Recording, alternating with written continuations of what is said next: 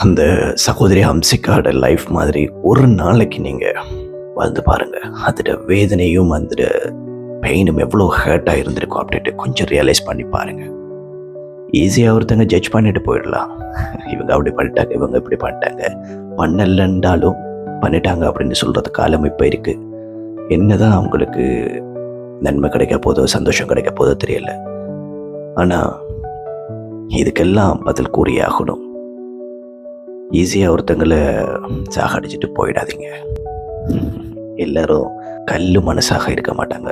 அம்சிகா மாதிரி பிஞ்சு மனசாகவும் இருப்பாங்க. அவங்க சூசைட் பண்ணதை நான் என்கரேஜ் பண்ணலை.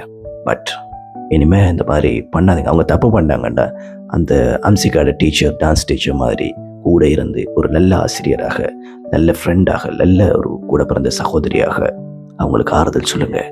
அவங்க தப்பு பண்ணால் அவங்க கையை பிடிச்சி நேர்வழி காட்டி கொடுங்க.